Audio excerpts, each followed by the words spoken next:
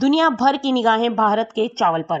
दरअसल भारत से निर्यात किए गए उबले चावल की कीमतें सीमित सप्लाई और एशियाई और अफ्रीकी खरीदारों की स्थिर मांग के कारण इस सप्ताह रिकॉर्ड ऊंचाई पर पहुंच गई हैं, जबकि वियतनाम और थाईलैंड में कीमतें कम हुई हैं। भारत की 5% टूटी हुई उबली हुई किस्म इस सप्ताह रिकॉर्ड $533 से $542 प्रति टन पर कारोबार करती दिखाई दी, जो कि पिछले हफ्ते $525 से $535 पर कारोबार कर रही थी। ऐसे में जानकारों का कहना है कि बाजारों में सप्लाई फिलहाल सीमित है, क्योंकि सरकार की धान खरीद निजी खिलाड़ियों के लिए बहुत कम छोड़ी जा रही है। इसके अलावा नए सीजन की फसल की चावल मिलिंग अभी चल रही है, जिससे मिल चावल की सप्लाई कम हो गई है। ऐसे में भारत के चावल उत्पादन में 8 वर्षों में पहली बार इस वित्तीय वर्ष में गिरावट की उम्मीद है, जिससे नई दिल्ली द्वारा चुनावों की अगुवाई में खाद्य कीमतों को कंट्रोल करने के लिए अनाज के निर्यात पर अंकुश लगाने की संभावनाएं बढ़ गई हैं।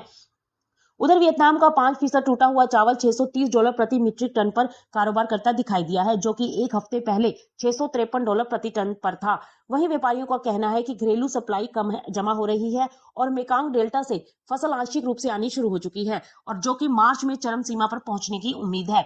ऐसे में हो ची मिन सिटी के स्थित व्यापारियों का कहना है कि व्यापारिक गतिविधियां फिलहाल धीमी है, क्योंकि खरीदार आगामी शीतकालीन वसंत फसल से मजबूत सप्लाई की उम्मीद में कीमतों में और गिरावट का इंतजार कर रहे हैं। वहीं बैंकॉक के व्यापारियों का कहना है कि कमजोर बात के कारण कीमतें नरम हो गई। हालांकि घरेलू गतिविधियां थी और इंडोनेशिया से 5,000 टन का नया ऑर्डर मिला, जिससे कीमतों में तेजी आई।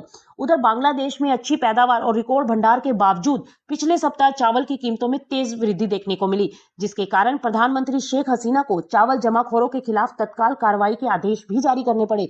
ऐसे में दुनिया भर की नजरें भारतीय चावल पर टिकी हैं।